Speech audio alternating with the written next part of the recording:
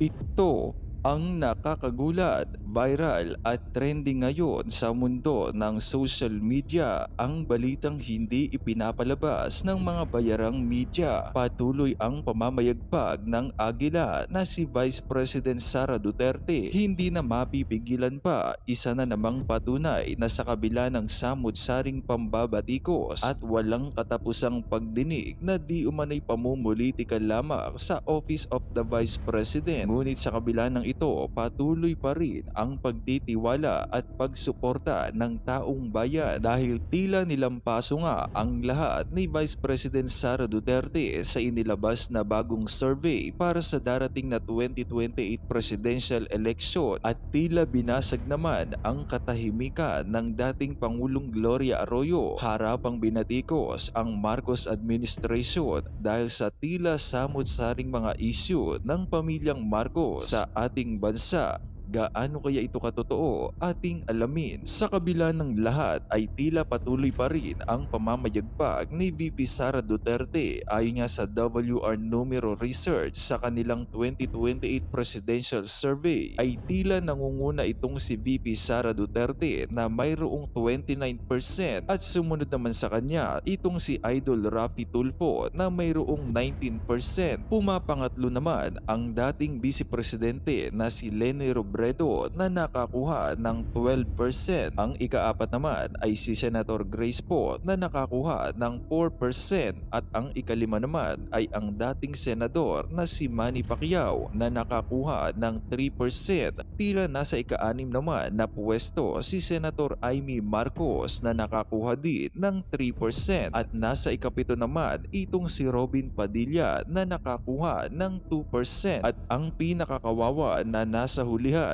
ay itong si Romualdez na matapos magbigay ng mga ayuda at ipamudmod ay tila hindi pa rin ito nakuha ang tiwala ng taong bayan dahil nakakuha lamang ito ng 1% at dahil nasa huling pwesto nga itong si Romualdez ay tila pinagtawanan ito ng taong bayan at inulan ng samut-saring batikos sa kabila ng kanyang mga paayuda. Ayon pa nga sa komento ng netizens, ayuda, other term for vote buying in election period. Kapal talaga ng pagmumukha nito. It only shows that people don't like Martin, PBBM, and si Kilay. Huwag nyo nang ipilit kahit tambakan nyo ng ayuda ang mga tao. Hindi sila tanga na boboto pa sa inyo. Sa kabila ng mga batikos na inani nitong si Romualdez ay nangangahulugan pa rin ito ng pagkawala ng tiwala sa kanya ng taong bayan at ang mas nakakatawa pa nga dito ay mas marami pang bumoto sa undecided o hindi pa sigurado kumpara sa nakuha ni Romualdez na 1% na tila namumulubi na sa boto sa kabila ng paglustay nito ng pera para ipamudmod at ipang-ayuda sa taong bayan. Ngunit tila isinusuka pa rin ito ng mga Pilipino. Samantala, dating Pangulong Gloria Arroyo hindi na napigilang maglabas ng kanyang mga hinaing at komento. Narito, panoorin pa natin ang buong video. Ha! Apaka-solid dito. Basahin natin mga lods. Kung presidential elections ngayon, sinong iboboto mo? Narito ang resulta ng 4th quarter nationwide survey ng RMN Networks at Oculum Research and Analytics sa 1,200 respondents tungkol sa posibleng ibotong pangulo ng mga Pilipino kung gaganapin ang presidential elections ngayong taon. And see this? See this, di ba? VP Inday Sara got 24%, Tatay Digong got 17%, and Marcos BBM got 15%. Kaya alam nyo mga lods, kaya naiintindihan ko itong administrasyon ni PBBM na double time talaga sila sa paninira at hahatakin talaga nila pababa ang mga Duterte kasi alam nila ang next talaga na maging presidente, VP Inday Sara, ang mga Duterte. Kaya kahit sinasabi na nila na hindi sila makikipag-cooperate sa ICC dati, pero ngayon nagbago na sila. Makikipag-usap na sila sa ICC. Talagang lahat ginagawa nila. Bilisan niya. At dumating na nga tayo sa pinaka-exciting na part. Basahin natin mga lods. News update. WR Numero poll VP Sara Duterte scores 50% performance rating and President Marcos got 29%. So basically, tumaas ang performance rating ng ating Vice President into 50% at bumaba naman, no, kay President BBM ng 29%. Dito natin makikita mga Lods na yung kumpiyansa ng majority of the Filipinos, no, kay BBM, lalo na sa mga past na nangyayari, sa mga decision making ng Marcos admin na ginawa nila. Wala, kumbaga diskumpiyado ng mga tao, 'di ba? Lalo na sa kamakailan lang na ginawa nila kay Tatay Digong. Wala na talaga. Anyway, this is what you deserve, President BBM. Darating ang panahon, 'di ba? Tamang panahon lang. Lalagapak at babagsak talaga, no, ang performance and trust rating mo. At hanggang sa habang buhay, mawala na ng kumpiyansa ang mga Pilipino sa mga Marcos. 'Di ba mga Lods, ang kapal ng mukha. Yung nagpa-impeach 14% lang. Yung pina-impeach 59%, 61% trust rating. Diba? Hindi ka ba nahihiya? Tambaluslos? Yaks! Kaya, pina-impeach nyo na lang no? Hindi nyo kasi kayanin. Hindi ba sila nahihiya mga Lod sa kanilang mga pinaggagawa? Diba? Yung pilit nilang dinababa at pilit nilang sinisiraan at pinapa-impeach pa para matanggal as Vice President ang pinagkakatiwalaan ng mga Pilipino. Yaks! Romualdez! Umalma ang ilang miyembro ng gabinete sa pagtrato sa kanila ng mga senador sa pagdinig tungkol sa pag-aresto kay dating Pangulong Rodrigo Duterte. Kaya raw ayaw nila dumalo sa hearing dahil nabubuli lang sila. Nasa frontline ng balitang yan, si Mayan Los Baños. Sino nga ba ang nag-utos na pasakayin si dating Pangulong Duterte sa eroplano papuntang Dahig matapos siyang maaresto? Yan ang paulit-ulit na tanong ni Senator Bato de la Rosa kay PNP-CIDG Chief Nicolas Torre na siyang nanguna sa pag-aresto kay Duterte. Sagot ni Torre, "The order that I received from the Chief of the Philippine National Police is to serve the warrant and ensure his delivery to the 250th wing, to the team that will deliver him to The Hague." pero nalabuan dyan si Senator Bato. No, I have a team you of are the security one there. there. Wala si SOG doon. Ikaw ang nagkarga sa kanya sa aeroplano. Kaya tinatanong kita, who gave you the order? Sir, I take my orders from the Chief of the Philippine National Police. Pero nang si PNP Chief Marbil na ang tanungin, in-invoke niya ang executive privilege. Nagtuturuan. Nung tinanong sino, kasi ang importante rito, sino ang nag-utos na arestuhin at dalhin dire-diretso si PRRD sa Dahig. Okay, ang sagot ni Torre, paikot-ikot, pero natumbok din ni Bato. Gusto pa nga niyang sagutin nito si Torre na tanungin ng SOJ, si Boying. Nagtatago na naman itong mga ito, no? Turuan sila. Tago rito, tago ko. Ako nga kay Amy, hindi ko sinabay-sabay na pinatawag itong mga ito. Nang sa ganun, makasagot sila nang hindi sila nagtatago sa pantalon ng kung sino man.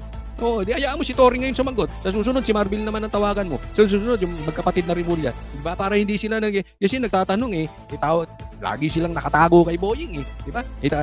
Ituturo si Boying. No, ito naman si Marbil, sabi ni Torre, si Marbil ang nag-utos. O sabi ni Marbil, iba naman ang tinuro. So nagkabuhol-buhol na sila. Ay nako. Yan ang problema. Mga sinungaling kayo. Pero ako, in my opinion, alam ko sinong nagturo, sinong nag-utos. Kayo, sa tingin ninyo, sino ang nag-utos para dakpin si Tay Digong at dalhin sa Dahig? Pakilagay nyo dyan sa comment section. Ako alam ko kung sino. Ang alam ko, ang nag-utos noon ay takot sa multo. Mamaya pag-uusapan natin yan. So, General Marbil, are you lying? Sir, I'm not lying, but I just want to have the executive privilege. Bakit tatakbo ka ng executive privilege, di ba? Executive privilege. Takbo kayo ngayon diyan sa sinasabi ninyo na kapangyarihan ng presidente na hindi magsalita. Di ba? Pag ang tatapang ninyo. Pag nasusukol kayo, tago kayo kay BBM. Regarding this matter. Nandito na tayo. Executive privilege ka dyan. Dito na umalma si Justice Secretary Boying Rimulya. Ito, pasugod talaga lagi ito si Boying Kaya again, ako suggestion ko, wag nila isabay si Boying. Kasi gusto nito si Boying sa lahat ng bida, sa lahat ng sasagot, 'di ba? Hindi naman siya tinatanong pasok ng pasok. Hindi ko nga maintindihan dito 'di ba? That's why we didn't want to attend the last hearing because this is what we were expecting, ma'am. We didn't want to be bullied. Okay, tama mo. Ayaw niyang mabuli. 'Di ba? Eh bakit kayo? Anong ginawa ninyo sa KOJC? Di ba binuli ninyo? Oh. Anong ginawa ng amo mo? Pinatawag si BP Sara sa kamera, pinatawag si Tatay Digo sa kamera sa kapangyarihan ng kanyang pinsan at nakatago sa kapangyarihan ng Speaker of the House na si Tamba. Anong ginawa nyo? Binuli ninyo. Anong ginawa ninyo kay Tatay Digong? Binuli ninyo. Hindi nyo pinapasok yung doktor, hindi nyo pinapasok yung anak niya, hindi nyo pinapasok yung gusto niyang abogado, hindi nyo hinarap sa korte, tas basta nyo binitbit. Diba? Ayan ang problema. Takot kayo sa sarili nyong multo. Ano, Marcos? Nakakita ka ngayon ng multo? Diba? Multo mo yan. Kung ano ginagawa mo sa kapwa mo, bumabalik sa inyo. Ayaw nyong mabuli. Eh bakit bully kayo? Bakit? Nung ginawa nyo yan kay BP Sara, umiyak ba siya? Tumago ba siya? Nung ginawa nyo yan kay PRRD, iyakin ba siya? Tumago ba siya sa executive privilege? Si BP, sabihin, hindi naman siya presidente. Bakit si BP Sara wala bang posisyon? Pinaharap nyo dyan Kinuyog ng kamera. Umiyak ba? Tumago ba? Si PRRD, haharapin niya kaso dito, wag sa ICC kasi andito ang ating soberanya. Tumago ba siya? Umiyak ba siya? Ang hirap sa inyo Tapos kayo ganyan, sasabihin nyo, binubuli kayo. Ay, nako. No, we're not bullying you, sir. Nobody's We're not bullying you, sir. Diba, wala naman nagbubuli sa... Tinatanong kayo, simple lang. Sino ang nag-utos? Ba't di nyo masagot? Marcos, BBM, nakakita ka ng multo. Takot ka kasi sa multo. Gawain nyo akala nyo hindi kayo hahabulin? Ngayon, malulusutan nyo yan. Kung sino ang nag-utos, kung sino ang talagang yung mastermind niyan, akala nyo makakalusot kayo. Lusot kayo ngayon kasi nasa posisyon kayo. Lusot kayo ngayon dahil nakatago kayo sa executive privilege. Pero hindi kayo forever nakaupo. Tandaan ninyo, uupo si BP Sara. At si BBM, bababa at bababa. Matatapos din ang termino niyan. Ang batas. Hindi nyo na malulusutan yan. Giit pa ni Rimulya, You're trying to make people admit something that they will not admit. nanindigan Hindi ganun. Mali ka doon, Boying. Para sa akin, hindi naman pina-admit yung ayaw nilang i-admit. Hindi usapan to kung pinaamin o hindi pinaamin. Ang usapan dito, ano yung totoong nangyari. Hindi ito sukulan. Hindi ito parang ginigipit kayo. Hindi ito parang pinagtutulungan kayo. Hindi para itong binubuli kayo. Nilalabas, dapat malaman sino ang nag-utos. Yan ang issue dyan. Huwag nyo iligaw ang taong bayan. si Rimulya na sumunod sa due process ang pag-aresto kay Duterte dahil 7 taon nga raw nag-imbestiga ang ICC. Natanong din kung bakit agad-agad isinuko ang dating Pangulo sa Dahig at di man lang kinonsidera ang extradition. Nakasaad daw kasi sa diffusion notice ng Interpol na arestuhin si Duterte at magsagawa ng extradition. Wala man sinabi dito surrender. Extradition lang. Pero ayon kay Rimulya, hindi raw yan uubra dahil hindi na miyembro ng ICC ang Pilipinas. Kung miyembro po tayo ng ICC, nakakatulong sana kasi kay President Duterte na hindi po siya ililipad. Siya po yung mismo nag-atras ng ating membership. Kung Tingnan mo palusot ng mamang yun, no? Tingnan mo si Boying. Sinisi pa si PRRD kasi ang punto ni Boying, walang karapatan, hindi na kailangan sundin yung batas ng ICC kasi nasa ICC na dapat humarap muna doon sa local court yung dadakpin. Yun bakit hindi dinala sa local court si PRRD? Anong palusot ni Boying? Ang palusot niya, hindi na tayo sakop ng ICC. Kaya dahil umalis na si Tatay Digong nung time na yon, so hindi na niya kailangan humarap sa local court. Hindi na niya kailangan humarap sa Supreme Court o saang korte man dito sa Pilipinas. Tingnan mo tong mama na ito. Binaliktad pa, ginamit pa si PRRD. Kasalanan pa ni PRRD. Wow. Tingnan natin ngayon. Ano masasabi ng eksperto? Kung ganyan, ayon sa ilang senador, dapat daw mas hindi sinurrender si Duterte sa Mismo! I agree with you. Mas lalong hindi sinurrender. Sinasabi nyo wala ng soberanya. Wala ng control sa atin. Bakit nyo sinurrender? Diba? Ako natatangahan ako dun sa sinasabi ni Boying. Ulitin ko hindi si Boying sinasabi kong tanga. Yung rason niya katangahan. Diba anong klase? Wala ng soberanya. Tapos isinuko nyo, minadali ninyo. Di mas lalo niya dapat hinarap sa korte.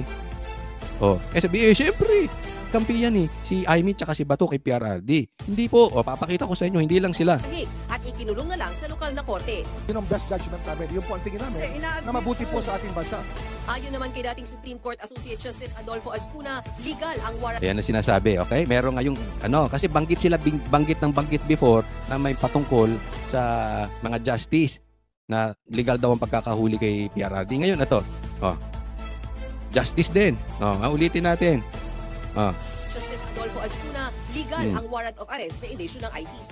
Pero ang surrender na ginawa kay Duterte ay hindi tama. If we don't have a treaty, then we cannot surrender the suspect to the ICC under this section, because this section requires that the surrender be pursuant to a treaty.